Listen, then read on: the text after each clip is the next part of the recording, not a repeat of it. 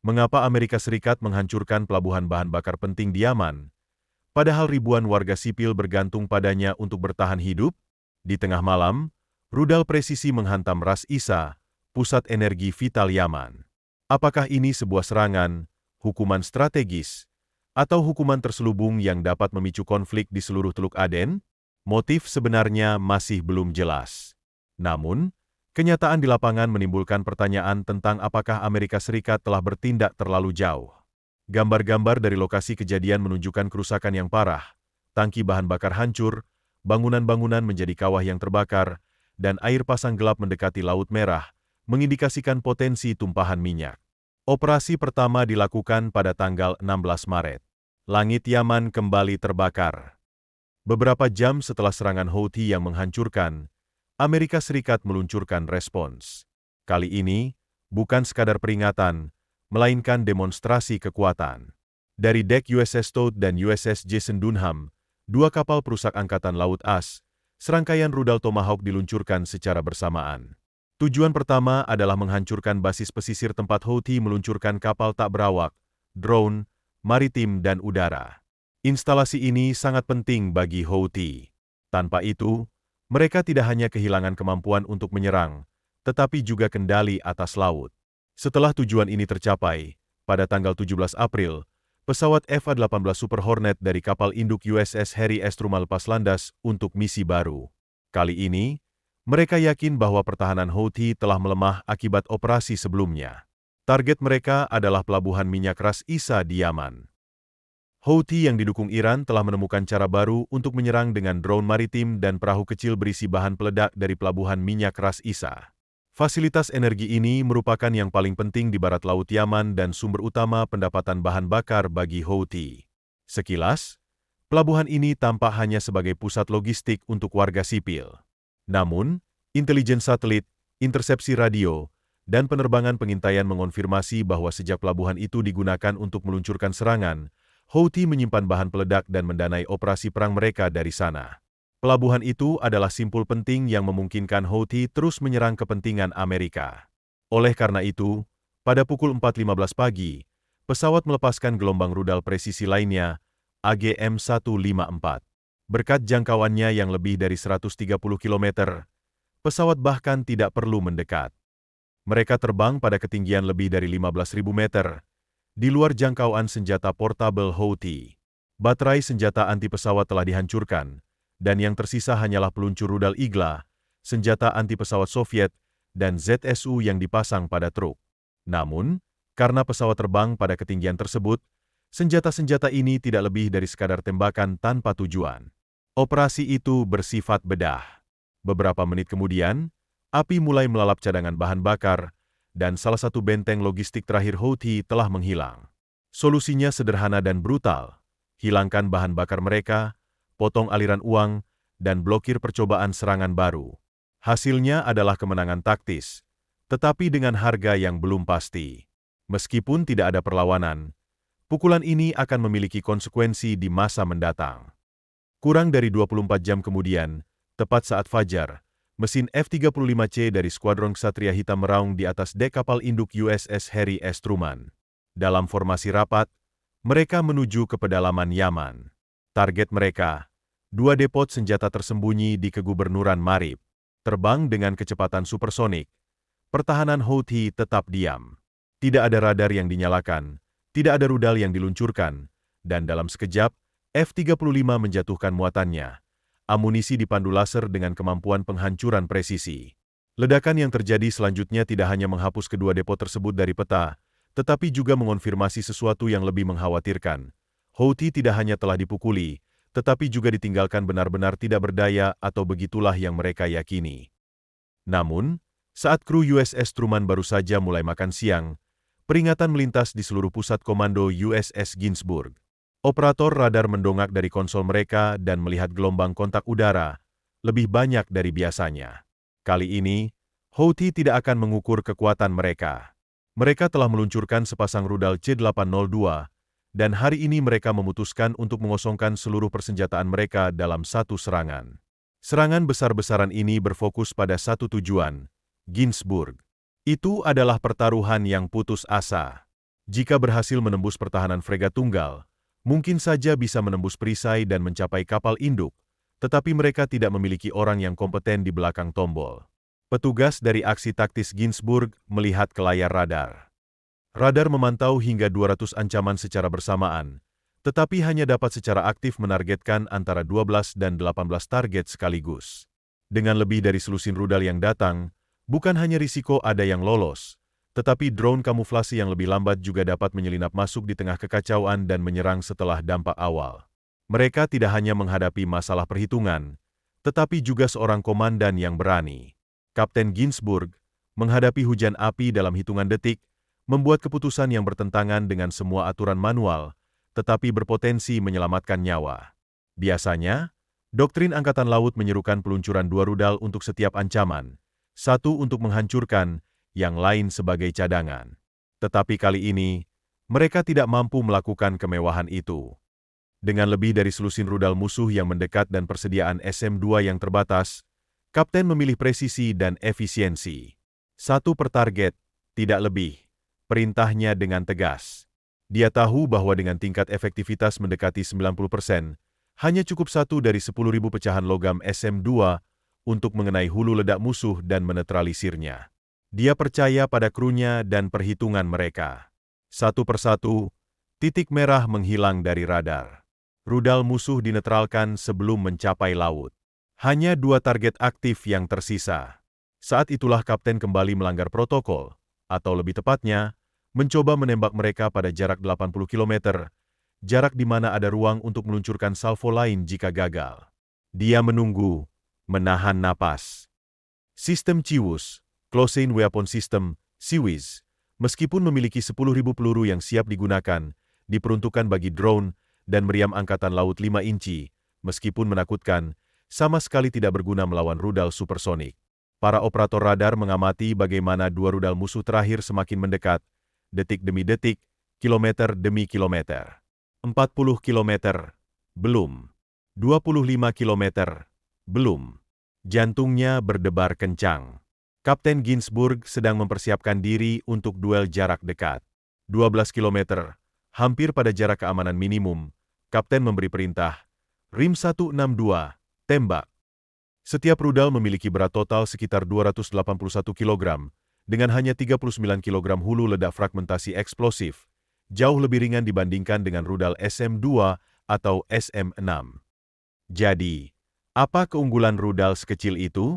Berkat mesin roket MK-134, Rim 162 dapat mencapai kecepatan hingga 4.900 km per jam, menjadikannya salah satu pencegat tercepat dalam persenjataan Angkatan Laut. Namun, kecepatan tersebut harus dibayar dengan harga mahal otonominya. Rudal hanya dapat mempertahankan dorongannya selama 8,5 detik, menjadikannya senjata respons segera dengan jangkauan pendek. Jenis senjata ini diklasifikasikan sebagai pertahanan tepat waktu. Meskipun tidak ada definisi yang pasti, istilah ini mengacu pada pertahanan jarak pendek, biasanya dalam rentang maksimum 43 km. Hal ini memberi Rim 162 hanya 45 detik untuk mendeteksi, mencapai, dan menghancurkan target sebelum target tersebut dapat berdampak dan mengirimkan kerusakan. Biasanya, menggunakan jenis rudal ini adalah tindakan putus asa, pilihan terakhir. Meskipun tim tidak sepenuhnya yakin akan berhasil, petugas aksi taktis memberi perintah, tembakan 2 Rim 162. Hanya ketika rudal musuh melewati ambang batas 43 km, para kru menahan napas, dan beberapa detik kemudian, target menghilang dari radar satu persatu. Itu berhasil, dan sekarang waktunya telah tiba untuk menyerang balik. Setelah serangan terhadap Ginsburg, Komando Pusat Amerika Serikat sampai pada kesimpulan yang menakutkan. Houthi terus melakukan perlawanan dengan cara yang terorganisasi. Meskipun mengalami pukulan sebelumnya, struktur komando belum runtuh, dan itu hanya berarti satu hal. Sudah saatnya menggunakan senjata presisi yang dirancang untuk menjatuhkan target bergerak dan sulit dilacak. Karena setelah kehilangan pusat komando tetap, Houthi mulai beroperasi dari unit bergerak. Ya, mereka pada dasarnya adalah truk pikap Toyota, dilengkapi dengan radio, antena, dan tim komunikasi kecil. Tanpa baju besi, tetapi dengan mobilitas dan kapasitas komando. Jenis target baru ini tidak dapat dihancurkan dengan bom konvensional. Itulah sebabnya Angkatan Udara memutuskan untuk mengerahkan salah satu senjata serbagunanya yang paling kuat, GBU-53B Stormbreaker. Sekilas, mungkin terlihat seperti bom kecil, dan kenyataannya memang demikian. Beratnya hanya 113 kg, dengan 48 kg diantaranya adalah bahan peledak utama. Tetapi yang membuatnya mematikan bukanlah ukurannya, melainkan apa yang dibawanya di hidung. Pencari panduan 3 mode, juga dikenal sebagai trimode seeker. Sistem ini memungkinkan bom untuk memilih target. Mode pertama adalah inframerah, yang menggunakan sensor thermal resolusi tinggi 640x512 piksel, mampu mendeteksi tanda panas knalpot truk dengan presisi yang nyaris sempurna. Namun, kita berbicara tentang Yaman, sebuah negara di mana debu bercampur dengan asap dari kebakaran dan rokok, menciptakan atmosfer yang padat dan kacau. Bahkan dalam kondisi seperti itu, sensor termal terbaik pun dapat kehilangan efektivitasnya. Disinilah kekuatan mode kedua berperan, radar gelombang milimeter. Radar ini, yang beroperasi pada frekuensi 94 GHz, memiliki kemampuan untuk menembus hampir semua jenis gangguan, termasuk asap tebal, badai pasir, kabut, bahkan tutupan awan. Tidak hanya mengidentifikasi target, tetapi juga melakukannya dengan akurasi kurang dari 30 cm. Ini benar-benar seperti menjalani röntgen di langit. Namun, ada satu masalah yang lebih kompleks. Bagaimana jika targetnya tidak tetap? Disinilah mode panduan ketiga mulai beraksi. Sistem laser semi-aktif dengan penunjuk laser yang tertanam di dalam bom itu sendiri. Tidak seperti sistem lain yang membutuhkan pesawat untuk menerangi target dengan radarnya sendiri, di sini bom itu sendiri mengarahkan lintasannya sepanjang penerbangan, seperti anjing pelacak otonom yang tidak pernah kehilangan jejak. Dengan ketiga kemampuan yang digabungkan, GBU-53 Stormbreaker seperti predator cerdas dalam kejatuhan bebas. Pilot dapat memprogram mode panduan sebelumnya dari lepas landas atau membiarkan bom yang memutuskan dalam penerbangan penuh, tergantung pada kondisi atmosfer dan medan perang. Kita tidak tahu pasti metode apa yang mereka gunakan dalam serangan ini, tetapi kita tahu satu hal, pos komando bergerak Houthi dieliminasi tanpa kemungkinan untuk membalas. Namun, Houthi tidak tinggal diam. Terlambat, setelah Angkatan Laut Amerika melakukan beberapa serangan tambahan, termasuk peluncuran rudal yang ditembakkan oleh pesawat P-8 Poseidon terhadap kamp-kamp pelatihan musuh, Houthi memutuskan untuk membalas. Penghancuran fasilitas drone merupakan pukulan yang menghancurkan, tetapi mereka masih menyimpan rahasia. Sementara awak kapal induk USS Truman sedang bersiap untuk putaran berikutnya dari operasi udara, sistem pertahanan kapal pengawal mereka mendeteksi sesuatu yang aneh di radar. Itu bukan rudal, bukan juga pesawat, tetapi bergerak cepat dan langsung menuju ke arah gugus tugas Angkatan Laut. Operator menyesuaikan sensitivitas radar AN-SPY-1 secara manual, dan di sana mereka melihatnya dengan jelas. Bukan kontak konvensional, melainkan segerombolan drone Houthi yang diprogram untuk menjenuhkan pertahanan kapal induk dan datang dengan tekad untuk menerobos. Untuk mencegah kapal pengawal kehabisan rudal, Komandan gugus tugas mengambil keputusan untuk meluncurkan semua FA-18 yang tersedia dari kapal induk dalam mode darurat. Beberapa menit kemudian, dek USS Truman bergemuruh dengan deru turbin. Satu persatu, FA-18 Super Hornet lepas landas menuju ancaman. Jika Anda memperhatikan sayapnya dengan seksama, Anda akan melihat sesuatu yang sangat berbeda tentang misi ini dibandingkan sebelumnya. Di ujungnya bersinar rudal IM-120 AMRAAM, senjata udara-ke-udara unggulan Angkatan Udara dan Angkatan Laut Amerika Serikat, dan kali ini mereka tidak akan memburu jet tempur, melainkan kawanan pesawat tak berawak. Setiap Super Hornet dalam konfigurasi udara-ke-udara penuh dapat membawa hingga 10 rudal. Rudal ini dapat mencapai kecepatan Mach 4 dan memiliki jangkauan efektif hingga 160 km. Meskipun dirancang untuk menembak jatuh jet tempur, AMRAAM telah menunjukkan bahwa mereka dapat menembak jatuh rudal jelajah, balon mata-mata, dan bahkan kendaraan udara tak berawak. Tetapi, bagaimana seorang pilot dapat mendeteksi dan mengunci target sekecil drone ini, yang di layar tidak lebih dari sekadar titik-titik? Disinilah IRST Blok 2 berperan.